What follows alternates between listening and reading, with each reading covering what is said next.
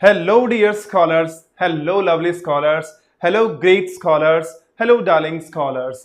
With wholehearted, and warm wishes from Utkarsh classes, your mentor Mahendra Kumar Sharma is welcoming you with open arms.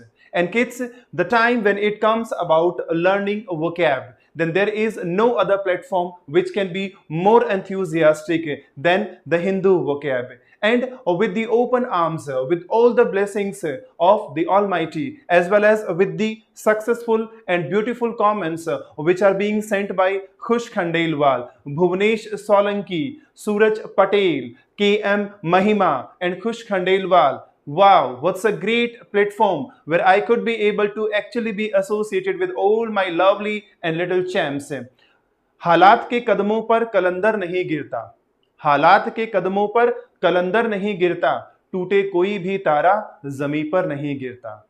हालात के कदमों पर कलंदर नहीं गिरता, टूटे कोई भी तारा जमीन पर नहीं गिरता। और गिरते हैं समंदरों में दरिया बड़े शौक से, गिरते हैं समंदरों में दरिया बड़े शौक से, लेकिन कभी किसी दरिया में समंदर नहीं गिरता, लेकिन कभी किसी दरिया में समंदर नहीं गिरता। समझो वहां पर कोई फलदार शजर नहीं है, समझो वहां पर कोई फलदार शजर नहीं है, वो जिसके साए में कोई पत्थर नहीं गिरता, वो जिसके साए में कोई पत्थर नहीं गिरता। That's great. विकास कुमार, चेतन भारद्वाज, अक्षिता माहेश्वरी, इंद्रजीत, सूरज पटेल, चेतन भारद्वाज, आप सबका बहुत बहुत स्वागत है और आप सबको उत्कर्ष परिवार की तरफ से वार्म विशेस है।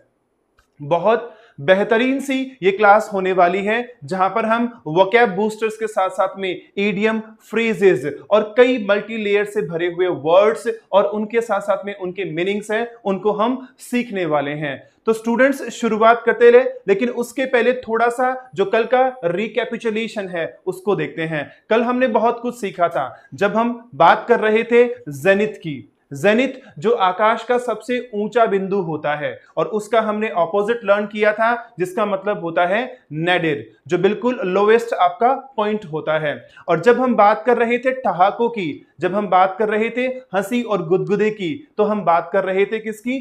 चौटल की। और जब हम मुसीबतों की बात कर रहे थे, समस्याओं की बात कर रहे थे, तो हमने किसको सीखा था? एक इडियम को सीखा था, to put the cat among the pigeons, to put the cat among the pigeons.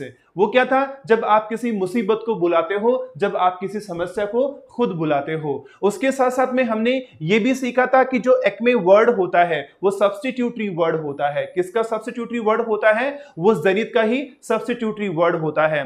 तो आपने एक्मे सीखा, आपने जेनिथ सीखा, आपने चोटल सीखा, आपने कैंडर भी सीखा था। कैंडर जिसका मतलब होता है फ्रैंकनेस, आपकी जो ऑनेस्टी होती है, आपका जो बिल्कुल स्ट्रेट फॉरवर्ड एटीट्यूड होता है, उसे भी हम क्या कहते हैं? उसे भी हम कहते हैं कैंडर। तो इस तरीके से हमने बहुत सी लेयर्स वर्ड्स की, एंथुसियाज्म, विविशियसनेस, रिलीजियसनेस, इन सब चीजों को सीखा था और उनके ऑपोजिट सीखे थे। और आज भी हमारी क्लास को हम बहुत ही बेहतरीन बनाते हैं और आगे आज की क्लास का वोकैब बूस्टर है वो शुरू करते हैं। तो देखते हैं सबसे पहले, बिफोर मूविंग फर्दर, स्टार्ट करते हैं एक ऐसे कोट के साथ में जो लियो टॉल्स्टॉय का लिखा हुआ है। One of the first conditions of happiness is that the link between man and nature shall not be broken. Shall not be broken. जब लियो टोल्स्टॉय ये बात कहते हैं तो मुझे याद आती है गौतम बुद्ध की वही बात है जहां पर वो कहते हैं life is full of misery and the ultimate aim of man is nature. Life is full of misery and the ultimate aim of man is nature.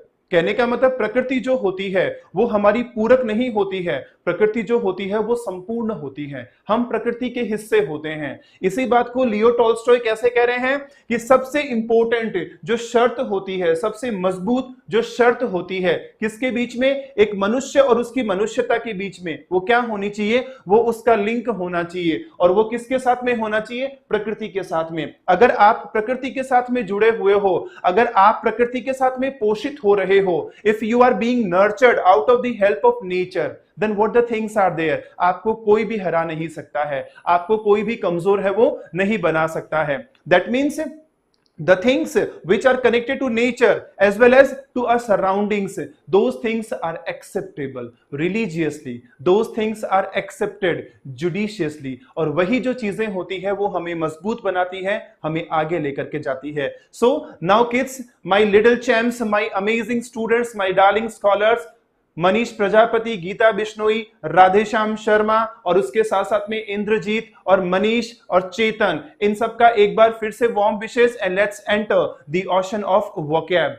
First of all we would be moving towards vocab booster. The question is choose the one which best expresses the meaning of the given word. आपको हमें सबसे पहले हमें यह ढूंढना है कि इसका मीनिंग क्या है, और आपका वर्ड है इनकॉरिजिबल. क्या वर्ड है आपका? इनकॉरिजिबल, जिसका कोई इलाज नहीं है, जिसका कोई सॉल्यूशन नहीं है, जिसका कोई हल नहीं है, जिसका कोई समाधान नहीं है, जिसका कोई भी समाधान नहीं है, जिसका कोई समाधान नहीं. कई बार मम्मी डांट देती है ना और बोलती है कि तेरा तो कोई इलाज नहीं है, हैं?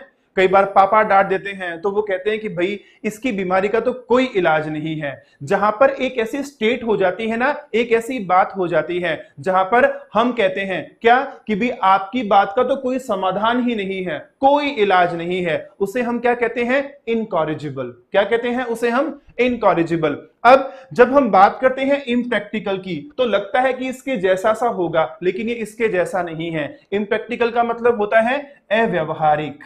अव्यावहारिक, अव्यावहारिक, जो प्रैक्टिकल चीजों के अंदर काम नहीं आता है, इम्प्रैक्टिकल. जब हम कोई हाइपोथेटिकल बात करते हैं, जब हम कोई भी बिल्कुल अलूजन्स वाली बातें करते हैं, वो क्या होती है? इम्प्रैक्टिकल. जैसे मैंने ये बोला कि यार कल रात ना सपने में मैंने तो परियों को देखा था, ये क्या है? Impractical. Because the time when it comes about conscious world, those elfins और ये परियां जो होती है ना वो एग्जिस्ट नहीं करती हैं. These things are impractical. अगर आप ये बात करते हो कि यार ऐसा घर होना चाहिए जो बादलों के ऊपर होता है, वो भी क्या होता है? आपका इम्प्रैक्टिकल. तो impractical will not be the word. नहीं. इंपीरिकल. इंपीरिकल, आपको पता है जब भी कोई चीज आपकी फंडामेंटल चीजों से जुड़ी हुई होती है, जैसे कि एक लड़का होता है, ठीक है ना, उसकी आवाज में गहराई होती है. एक लड़की होती है, उसकी आवाज में सॉफ्टनेस होती है. एक पेड़ जो होता है उसको फल लगते हैं. ये सब चीजें क्या होती है? जिनको हम बोलते हैं नेचुरल चीजें, प्राकृतिक चीजें, मूलभूत चीजें. क्या होती है आपकी? प्राकृतिक चीजें या फिर मूलभूत चीजें, जिसको हम कह सकते हैं मूलभूत, फंडामेंटल. दैट मीन्स जो चीजें फंडामेंटल से जुड़ी हुई है, जो चीजें आपकी इंस्टिंक्ट से जुड़ी हुई है, वो चीजें क्या होती है? इंपेरिकल. क्या होती है? Empirical. Next is spontaneous. Very good, very good. There are so many students जिन्होंने आंसर भी कर दिया है. That means the word is not only difficult but it is approachable to you also. That's great बच्चा, बहुत अच्छा. आपका next is spontaneous. Spontaneous आपको पता है एक ऐसी चीज होती है जो हम हाथों हाथ देखते हैं, तुरंत फील करते हैं कि yes it is a spontaneous question, जो ऑन द स्पॉट बनाया जाता है. जो ऑन द स्पॉट, स्पॉन्टेनियस, जो चीज ऑन द स्पॉट होती है. कोई स्पॉन्टेनियस क्वेश्चन बन गया, ठीक है ना, या फिर कोई आपके सामने आपने ऑन द स्पॉट कोई थीम तैयार की, आपने कोई कॉम्पोजिशन तैयार की, आपने कोई क्वेश्चन तैयार किया, आपने स्पॉन्टेनियसली आंसर दिया, या इस तरह की चीजें. दैट मीन्स स्पॉन्टेनियस क्या होता है आपका? तुरंत, तुरंत होने वाला, तुरंत होने वाला. ठीक है, तो ये भी नहीं होगा आपका. Now it comes about incurable. आपको पता है क्योर का मतलब क्या होता है? आप सब जानते हो. क्योर का मतलब होता है इलाज. क्योर का मतलब होता है इलाज. और जब कोई चीज इनक्योरेबल होती है, कोई चीज इनक्योरेबल होती है, तो वो क्या होती है? ला इलाज. क्या होती है? ला इलाज. जब आप उसके क्या लगा देते हो? इनक्योर. और जब वही चीज एडजेक्टिव बन जाती है तो वो इनक्योरेबल हो जाती है. दैट मीन्स हमारा आंसर कौन सा राइट हुआ? D1.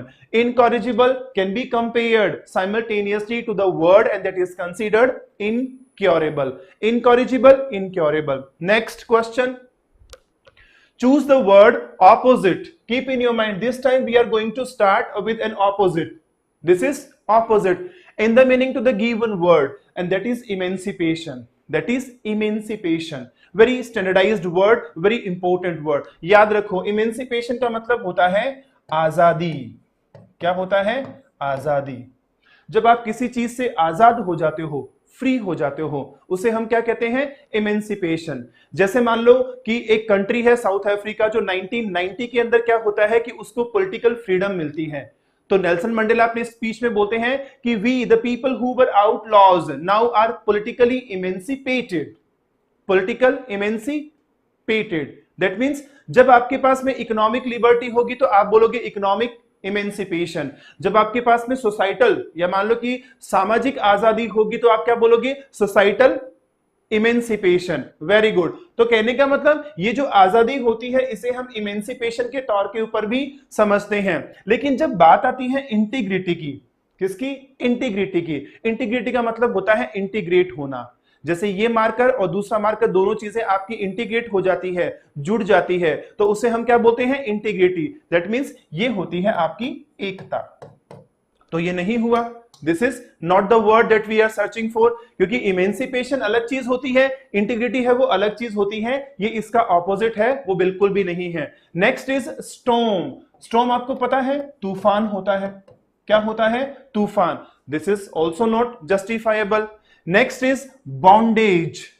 बॉन्डेज, अब देखो सीधी सी बात है, बॉन्ड का मतलब होता है किसी चीज का बॉन्ड साइन करना, और बॉन्ड से जो आपका नाउन बनता है बॉन्डेज, इसका मतलब कि आपने साइन कर लिया है और आप उस साइन के अंडर में आ चुके हो, दैट विल बी बॉन्डेज। गुलामी, इसको हम क्या बोलते हैं? गुलामी। तो हमारा वर्ड क्या हो गया? इमेंसिपेशन से क्या बन गया? Bondage, and the answer will B गुलामी, बॉन्डेज। लेकिन एक वर्ड इसमें और रह गया, and that is togetherness. That is togetherness. Togetherness क्या होती है? देखो आपने एक वर्ड सीखा होगा टुगेदर। टुगेदर का मतलब होता है साथ साथ, लेकिन जब यही नाउन फॉर्म में कन्वर्ट होता है तो वो क्या होता है? आपका साथ साथ होने का जो फीलिंग होता है, साथ साथ होने का जो स्टेट होता है, उसे हम टुगेदरनेस कहते हैं। इसको हम एकता भी कह सकते हैं। क्या कह सकते हैं हम इसको? एकता भी। जब आपको पता है ये जो बॉन्डेज होती है, इसके लिए हम एक वर्ड और यूज कर सकते हैं, और वो है स्लेवरी। क्या है? स्लेवरी, जिसको हम क्या कह सकते हैं? गुलामी। बॉन्डेज लेबर, वो बंधुआ मजदूर है, वो अलग होता है। बॉन्डेज का मतलब भी होता है गुलामी, और उसके साथ साथ में स्लेवरी भी होता है। और एक इसके लिए हम यूज कर सकते हैं डिपेंडेंसी। Dependency, dependency. देखो जब आप किसी चीज के ऊपर डिपेंड हो, जब आप किसी और चीज के ऊपर डिपेंड हो, तो आप उसे क्या कहते हो? डिपेंडेंसी। और जो डिपेंडेंसी होती है वो क्या होती है? गुलामी होती है। क्या होती है? गुलामी होती है। उसी तरीके से आपके पास में स्लेवरी होती है, और स्लेवरी भी के किसी को कंपेयर कर रहे हैं हम? इमेंसिपेशन को, जो उसके एंटोनिम्स या उसके कॉन्ट्रेरी वाला मीनिंग है वो हमें बता रही है। That means emancipation will be dealing with its antonyms as well as opposite, and that will be bondage. क्या बोलेंगे हम उसको? Bondage. Next is choose the word which can be substituted for the given word or phrase. Now this time we are supposed to choose actually one word जो हमारी phrase को define कर रहा है, या हमारा जो emotion है जो हमारे sentence में लिखा हुआ है उसको define कर रहा है। Now see, to hit somebody or something hard, किसी को बहुत जोर से हिट करना या किसी को बहुत जोर से मारना। देखो आप जैसे कई बार क्या होता है कि हम घर में बदमाशी कर रहे होते हैं, पापा के जैसे किसी दीवार से हम टकरा गए, गुस्से में पापा आते हैं और एक थप्पड़ मारते हैं हमें, या फिर हमारी लड़ाई हमारे दोस्तों के साथ में हो जाती है और हमारा दोस्त हमारा हाथ पकड़ लेता है या हम उसका हाथ पकड़ लेते हैं। तो जब हम किसी को बहुत हार्डली हिट करते हैं और गुस्से में जाकर के हिट करते हैं तो उसे हम क्या कहते हैं? That means वैक। वैक का मतलब होता है किसी चीज को जोर से मारना, किसी चीज को जोर से मारना। वैक का मतलब होता है, ये क्या होता है? वैक का मतलब किसी चीज को जोर से मारना। आई रोज या I stood and I waged at the nail of the elephant. I rose and I wagged at the against the wall। मतलब आप जब भी किसी चीज को जोर से मारते हो तो उसे हम क्या बोलते हैं? वैक बोलते हैं। क्या बोलते हैं? वैक। एक होता है ओवरपास। ओवरपास, आपने एक वर्ड सुना होगा इग्नोर करना। एक वर्ड सुना होगा आपने, इग्नोर करना। That's great K M Mahima, Supriya Singh, Nidhi Kumari, your answer is absolutely right and that is whack the first one, that is whack the first one. लेकिन बाकी जो वर्ड्स है वो क्या डिफाइन कर रहे हैं? ओवरपास, किसी चीज को इग्नोर करना, किसी चीज की उपेक्षा करना, किसी चीज की उपेक्षा करना। क्या करना? उपेक्षा करना। हम इसको इग्नोर भी यूज कर सकते हैं। क्या कर सकते हैं? इग्नोर करना। या फिर आप अवॉइड करते हो या ओवरलुक करते हो। क्या करते हो? अवॉइड करते हो या ओवरलुक करते हो। Very good. Next is shelter. Shelter का मतलब होता है आश्रय। क्या होता है? आश्रय। जब भी किसी चीज का हम शेल्टर ले रहे होते हैं, किसी चीज की जगह हम जा रहे होते हैं, दैट इज कंसिडर्ड शेल्टर, जिसे हम आश्रय कहते हैं। Next is culminate. कल्मिनेट का मतलब होता है कम करना। क्या होता है? कम करना। सो ना तो ओवरपास होगा, ना शेल्टर होगा और ना ही कल्मिनेट होगा, बल्कि टू हिट समबडी और something very hard, that would always be defined with whack. याद रखो, बहुत स्टैंडर्ड का वर्ड है वैक। वैक का मतलब होता है किसी चीज को बहुत अच्छे से और बहुत जोर से हिट करना। The answer will be A and that would be a great question, to hit somebody. आप हमेशा एक चीज याद रखो कि जब भी आप एक वर्ड यूज कर रहे हो, हिट करना किसी को या किसी को ब्लो करना, लेकिन जब आपने इसकी फ्रीक्वेंसी बढ़ा दी है, ठीक है ना, या आपका जोर बढ़ा दिया है, वहां पर आप किसका यूज करोगे? वैक का यूज करोगे। I took the bottle and I whacked it on the bench. I took the bottle and I whacked it on the bench. या फिर I was very angry so I threw the marker to whack on his nose. To whack on his nose, कि मैं गुस्से में था, मैंने marker उठाया और उसके नाक के ऊपर मारा। That means to whack. Whack का मतलब होता है किसी चीज को जोर से हिट करना, जोर से मारना। Next is choose the alternative which best expresses the meaning of given idiom and phrase. Again there is an idiom or there is a phrase in front of you, and for that we are supposed to find out the exact or the real meaning, and that is heard through the grapevine meaning. सबसे पहले समझो grapevine का मतलब क्या होता है। इसका मतलब होता है अंगूर की बेल। क्या होता है? अंगूर की बेल। कि भाई आपने किसी चीज को अंगूर की बेल से सुना। ट्राई टू कंपेयर योरसेल्फ, कि आप एक किसी के बगीचे में खड़े हो और किसी बेल के पास में खड़े हो आप, और उस बेल से आपको आवाज आती है और आप उसको सुनते हो। आप उसको सुनते हो। लेकिन ऐसा नहीं होता है किड्स। जो इडियम्स होते हैं वो आपको कुछ और बयान कर रहे होते हैं। कभी बेल नहीं बोलती है, बल्कि बेल के पीछे कोई होता है, वो बोल रहा होता है, और आपने उस बात को सुन लिया अचानक से। आपने उस बात को अचानक से सुन लिया, लेकिन आपको पता नहीं है कि किसने बोली इस बात को। आपको यह नहीं पता है। You know what the thing was, but the person who spoke he was अनआइडेंटिफाइबल।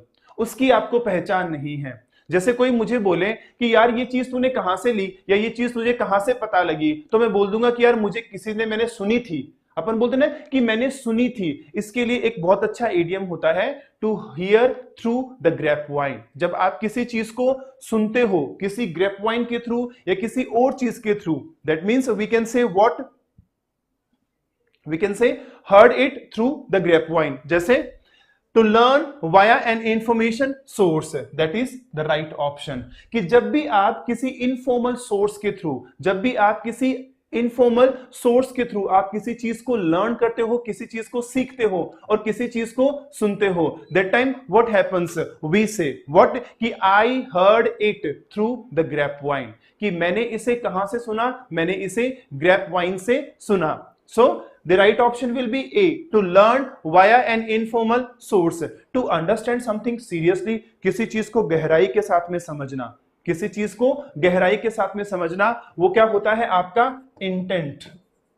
Intently, उसको हम क्या बोलते हैं? इंटेंटली। कि I am learning intently, I am understanding intently. जब आप किसी चीज को गहराई के साथ में सुनते हो, गहराई के साथ में समझते हो। Next is to find a new place, कोई नया जगह ढूंढना, उसको हम क्या बोलते हैं? एक्सप्लोरिंग। क्या बोलते हैं? एक्सप्लोरिंग। जब भी आप कोई नई चीज ढूंढते हो, कोई नई जगह ढूंढते हो, that is considered what, we can say it exploring. We can say it exploring. To grant something, किसी को कोई चीज दे देना, किसी को कोई चीज दे देना, किसी को कोई चीज प्रोवाइड कर देना, और we can call it renounce, we can call it renounce. So keep in your mind whenever you just come across something, हमेशा लाइफ में याद रखो कि कोई चीज है वो किसी इनफॉर्मल सोर्स से आप सुनते हो या उसको समझते हो, या कई बार हम हिंदी में बोलते हैं कि यार मैंने तो ये चीज है ना वो कहीं से सुनी थी, तो you are suppose to use what, and that will be heard through the grapevine, heard through the grapevine. That means I have heard it through the grapevine. तुझे यार ये बात कहां से पता लगी? मम्मी ने पूछेगा, जैसे आपने मम्मी को कहा कि मम्मी तेरे को पता है क्या कि आज हमारा क्या बोलते हैं अपने मोहल्ले में ना शाहरुख खान आने वाला है, ठीक है, या सलमान खान आने वाला है, तो मम्मी या पापा बोलेंगे तुझे कैसे पता लगा? अरे मैंने किसी से सुना था, मैंने किसी को कहते हुए सुना था. Yes mom, Shahrukh Khan is coming. I have heard it through the grapevine.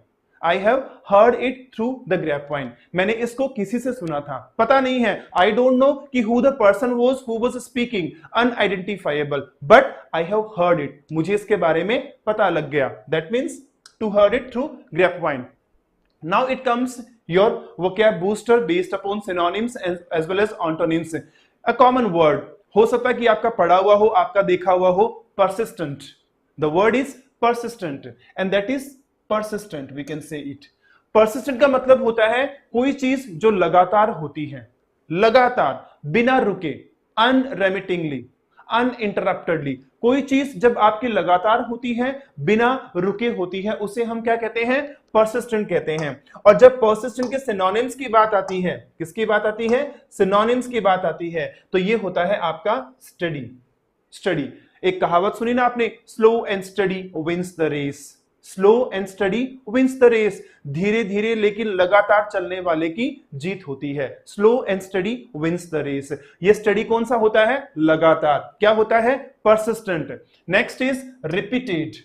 कोई चीज बार बार होती है, फ्रीक्वेंट होती है, कंटिन्यूअस होती है, रिपीटेडली होती है, उसे हम क्या कहते हैं? परसिस्टेंट. जैसे हर संडे रिपीट होता है, बार बार आता है आपका, मंडे बार बार आता है, एग्जाम्स बार बार आते हैं, तो we can say exams are repeated. Exams are persistent. Exams are repeated occurrences, events, incidents, as well as exams are persistent incidents. Clear? Next is constant. जो चीज आपकी लगातार होती है, continuous होती है, that is also considered what? Constant. What we say to it? Constant. लगातार. और जब इसके antonyms की बात आती है, temporary. पता लग गया ना? Temporary, क्योंकि ये लगातार नहीं होता है. That means persistent जो लगातार होता है, टेम्परेरी जो कभी कभी होता है. लगातार नहीं होता है, शॉर्ट लाइफ वाला होता है, या फिर आपका जिसको हम बोलते हैं ना कि मोर्टल होता है, and that is terminable. Very nice word, keep in your mind. Terminable से जब आप इनटर्मिनेबल बना दोगे तो वो किस में चला जाएगा? किस में चला जाएगा? सिनोनिम्स कैटेगरी के अंदर. जब आपने बना दिया इनटर्मिनेबल, क्या बना दिया आपने? इनटर्मिनेबल. अगर आपने इनटर्मिनेबल बना दिया तो वो किस में चला गया? सिनोनिम्स में. और टर्मिनेबल का मतलब होता है जिस चीज का मतलब जुड़ाव जो होता है वो टूट जाता है. टर्म वो टर्मिनेट हो जाता है, that is considered terminable. And then it is broken. It is broken. Broken is what? जो चीज टूट चुकी है, जो चीज लगातार नहीं है, जो चीज बीच में क्या हो गई है? टूट चुकी है, या जिसमें आपका टूटने वाला जो स्टेट होता है, जो फीलिंग होती है वो आ चुकी है. That means persistent. Persistent is steady, repeated and constant, and then it comes about temporary, terminable as well as broken. Now you see when it comes about the uses, we should opt for persistent. We should opt for persistent. We should opt for persistent efforts for success. We should opt for persistent efforts for success. कि हमें हमेशा लगातार प्रयास करने चाहिए. किसके लिए? सफलता के लिए. किसके लिए? सक्सेस के लिए. Very good. Next the word is, you can see this word has been taken from the Hindu vocab. तो यहां पर किस तरीके से उसको यूज किया गया है? Until I developed a persistent fever.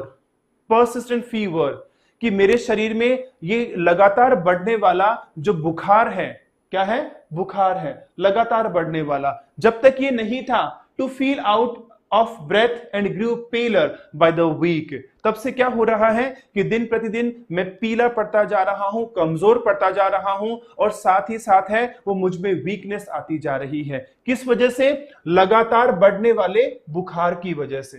किसकी वजह से? लगातार बढ़ने वाले बुखार की वजह से। This is we can call it persistent fever, persistent headache, persistent catastrophe, persistent problems. Clear? Next is loggerheads. Next is loggerheads. Very nice word, very standardized words. लॉगरहेड्स की जब बात होती है तो ये मान के चलो कि आप किसी टॉपिक के ऊपर किसी के साथ में डिसएग्री कर रहे हो, आप उसके साथ में झगड़ रहे हो, आप बोल रहे हो नहीं, वो कहते हैं ना पहले तुम पहले तुम पहले तुम पहले तुम, नहीं मैं, नहीं तुम, नहीं मैं, नहीं तुम। अपन कई बार होता है ना नोकझोंक होती है। इसका सबसे बेस्ट एग्जांपल होता है टॉम एंड जेरी। वो कभी भी एक नहीं होते हैं, हर एक टॉपिक के ऊपर उनके आपस में कॉन्ट्ररी मत होते हैं, अलग अलग बातें होती हैं। That means we can say loggerheads into a state of quarrelsome disagreement. जब भी आप किसी ऐसी स्थिति में होते हो, इसी ऐसी सिचुएशन में होते हो जहां पर आपने किसी से झगड़ा कर रखा है या आप उसकी बात को डिसअप्रूव कर रहे हो, दैट विल बी व्हाट? लॉगरहेड्स। वो क्या होगा आपका? लॉगरहेड्स। अगर हम इसको यूज करेंगे स्टेटमेंट के अंदर, जैसे यहां पर आप देख सकते हो, the CM and the health minister were at loggerheads, were at loggerheads, कि आपके जो सीएम है, चीफ मिनिस्टर हैं, और उसके अलावा जो आपके हेल्थ मिनिस्टर हैं, वो दोनों के दोनों क्या हो रहे हैं? इस टॉपिक के ऊपर डिसएग्री हो रहे हैं। वो दोनों के दोनों आपस में लड़ रहे हैं, आर्ग्यूमेंट कर रहे हैं। किसके ऊपर? Over the issue of rotation of the CMs post after 2.5 years as proposed in 2018। जो सीएम की पोस्ट है उसको रोटेट करने के ऊपर, कि 2.5 साल बाद में किसी और को बनाएंगे, उसके ऊपर आपकी जो हेल्थ मिनिस्टर है और उसके साथ साथ में आपका जो सीएम है वो क्या कर रहे हैं? डिसएग्री हो रहे हैं। बस एक चीज हमेशा याद रखोगे कि जब भी आप इस लॉगरहेड्स को यूज करोगे, इसके साथ में किसका यूज करोगे? प्रेपोजिशन का, एट लॉगरहेड्स, एट लॉगरहेड्स। जैसे सोचो कि आपके घर में एक टॉय आया, ठीक है ना, या मान लो कि आपके घर में एक साइकिल आई या एक बाइक आई। अब उस बाइक के यूज को लेकर के, उस बाइक के प्रयोग को लेकर के, उसको चलाने को लेकर के आपका ब्रदर बोल रहा है मैं, आप बोल रहे हो मैं। तो हम इसको कैसे बयान करेंगे कि आई एंड माई ब्रदर, और एल्स वी कैन यूज कि we, my brother and I always, my brother and I always find at loggerheads, over bikes, loggerheads over bikes. I and my brother always find at loggerheads over bikes, कि मैं और मेरा भाई वो हमेशा bikes को लेकर के डिसएग्री करते हैं। क्या करते हैं? डिसएग्री करते हैं। दैट मीन्स जब भी हम किसी चीज पर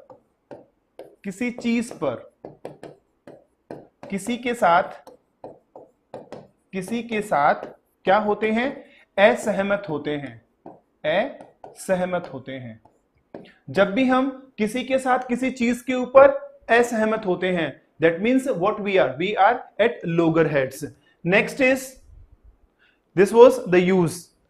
next is compensation, that is compensation. This is a word जो आपने बहुत बार सुना होगा, लेकिन आपको पता है कि इसके बहुत अच्छे सिनोनिम्स होते हैं। कॉम्पनसेशन का मतलब होता है जब भी आपको किसी चीज है उसमें छूट मिलती है। क्या मिलती है? छूट मिलती है, या फिर आपको उस चीज में रियायत मिलती है। क्या मिलती है? रियायत मिलती है, या फिर आपको उस चीज में भत्ता मिलता है। क्या मिलता है? भत्ता। जैसे मान लो कि आप कहीं पर घूमने के लिए गए और होटल में आपने रूम बुक करवा रखा था, लेकिन वो रूम किसी और को दे दिया, तो आपको होटल का जो वापस से पैसा मिलता है उसे हम क्या बोलते हैं? कॉम्पनसेशन। और उसके अलावा जो आपको इंटरेस्ट दिया जाता है, दैट इज ऑल्सो कंसिडर्ड क्या? Compensation.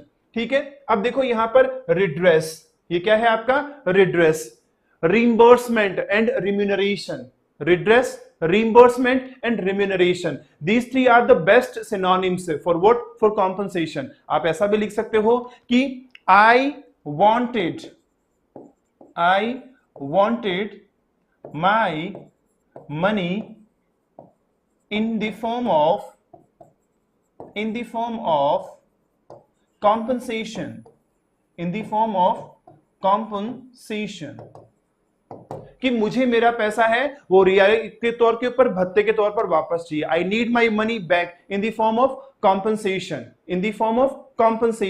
That means we can say redress, reimbursement and remuneration, कि I want my money in the form of remuneration. और उसके अलावा I want my money in the form of reimbursement. बेटा remuneration salary नहीं होती है हर एक चीज में. जैसे मान लो कि आपके अकाउंट में पैसा है वो कम आ गया है और उसके बाद में आपका ब्याज जुड़ करके जो पैसा आता है उसे भी हम रिम्यूनरेशन बोलते हैं. दैट मींस जो भी आपकी पेनल्टी होती है उस पेनल्टी का जब भरपाई की जाती है उसी लेवल के ऊपर, उसी मोड के ऊपर, तो उसे हम क्या कहते हैं? रिम्यूनरेशन, रीइंबर्समेंट और सबसे बड़ा रिड्रेसल. नेक्स्ट इज जो इसका ऑपोजिट होता है, दैट इज लॉस, डेब्ट और पेनल्टी. जब आपको किसी चीज का घाटा होता है, जब आप पर कोई चीज का कर्जा होता है, जब आप पर कोई चीज की पेनल्टी लगती है, that is considered the opposite of what we can call it compensation, and that is भत्ता. Next is, look it here, the plan adopted requires the plant operator Tokyo Electric Power Company Holdings to pay compensation in case of economic damage from the water discharge. पानी को छोड़ा गया तो उससे जो घाटा हुआ, उससे जो डैमेज हुआ, उस डैमेज का क्या चाहिए टोक्यो कंपनी को? रिम्यूनरेशन. क्या चाहिए उसको? कॉम्पनसेशन. क्या चाहिए? भत्ता चाहिए. क्या चाहिए? रियायत चाहिए. We can call it stranded. अभी रिसेंटली द हिंदू में यूज हुआ तालिबान के इशू को लेकर के. जैसे हम कह सकते हैं स्ट्रैंडेड, जब भी कोई आदमी परेशान होता है, दुर्भाग्यशाली होता है, अकेला होता है, उसके लिए किसका यूज होता है? स्ट्रैंडेड. मतलब बिखरा हुआ आदमी आपका. जैसे कोई रेफ्यूजी होता है, आपको पता है कि तालिबान से काफी लोग आ रहे हैं, काफी लोग अपने देश को छोड़ के जा रहे हैं, वो सबके सब डर के वजह से भाग रहे हैं, तो उन्हें हम क्या बोलेंगे? Stranded people. जो दुर्भाग्यशाली हैं कहीं ना कहीं से, और कहीं ना कहीं से जो लोग हैं वो अपने आप को कमजोर महसूस कर रहे हैं. तो we can say helpless, wrecked and then homeless. वो लोग जिनके पास में कोई हेल्प नहीं है, वो लोग जो बदनसीब हैं, वो लोग जिनके पास में कोई घर नहीं है. That means fortunate, blessed, lucky. ये क्या हो जाएगा? इसका ऑपोजिट. भाई आप फॉर्चुनेट हो तो आप रैक्ड नहीं हो, आप ब्लेस्ड हो तो इसका मतलब आप होमलेस नहीं हो. दैट मीन्स स्ट्रैंडेड का मतलब क्या होगा आपका? दुर्भाग्यशाली. क्या होगा? दुर्भाग्यशाली. क्या होगा? दुर्भाग्यशाली. वी कैन से कि the stranded fisherman could not come back. कि बदनसीब मछुआरा जो था ना, वो आपको क्या हुआ कि वापस नहीं आया. Jitesh Meena, how are you बच्चा? हैं, I just I am blessed with all your stars which have been sent by you. Thank you everyone. ठीक है ना? Next is the stranded fisherman could not come back. कि वो जो बदनसीब मछुआरा था ना, वो वापस नहीं आया. अब इस stranded को द हिंदू ने कहां पर यूज किया है? Look it here everyone. The passengers brought 3 Sri Guru Granth Sahib from the various Gurudwaras in Afghanistan. A special flight of Air India arrived here on Tuesday morning carrying 77 stranded persons from Kabul. मतलब दुर्भाग्यशाली वो लोग, 77 लोग जिनको काबुल से, जिन सिखों को भारतीय जो फ्लाइट है वो लेकर के आई है, जो अपने साथ में क्या लेकर के आए? श्री गुरु ग्रंथ साहिब. क्या लेकर के आए? Shri Guru Granth Sahib. We can find they are और these are those stranded people. ये कौन है आपके? स्ट्रैंडेड पीपल, जो कहीं ना कहीं से एक जगह से दूसरी जगह है वो आए हैं. Stranded people. Next is, now it comes your idioms. Just 2 idioms. Look at here everyone. Cost, an arm and a leg. सोचो, जब किसी चीज की कीमत आपका एक हाथ और आपकी एक टांग हो तो आप उसको क्या बोलोगे? यार ये तो बहुत एक्सपेंसिव चीज है. This is quite expensive. This is quite expensive. That means we can say be extremely expensive. जब कोई चीज बहुत ही महंगी होती है, क्या होती है? बहुत ही महंगी, बहुत ही महंगी आपके लिए। जैसे आप कहते हो कि yes I purchased the house and you won't believe I had to pay what? An arm and a leg. I had to pay an arm and a leg, कि मुझे अपना एक टांग और अपनी हाथ देनी पड़ी। तो we can say what? कि of course when something is very expensive, something is quite extremely expensive. जब कोई चीज बहुत महंगी होती है तो हम उसमें क्या होगा? Yes, very good. Extremely expensive. Next is you can find with a picture. आप देख सकते हो कि भी गुस्सा है वो ठंडा किया जा रहा है, जो मन की आग है वो कम की जा रही है। As there are so many students who are writing something, ठीक है ना? यस, दैट मीन्स अब बेसिकली क्या चीज है कि आपके पास में क्या हो रहा है कि आप अपने गुस्से को ठंडा कर रहे हो, रिलीज कर रहे हो, आप अपने गुस्से को, आप अपने एंगर को खत्म कर रहे हो। अब क्या होगा यहां पर? Blow off steam, blow off steam. When you think like it is over, it is over, it is over, we should blow off steam. यार अब हमें गुस्सा ठंडा कर देना चाहिए। It is over, we should blow off steam. अब हमें गुस्सा ठंडा कर देना चाहिए। So in that way, there was something which I could be able to produce in front of you. Now I hope you could be able to be blessed as well as you could be able to enjoy. Tomorrow again we would be turning up with the same vocab booster, idioms, phrases and many synonyms as well as antonyms. Till then, stay healthy and stay safe. Thank you everyone. Thanks for joining on this platform and I hope and I wish to you a heartfelt good night.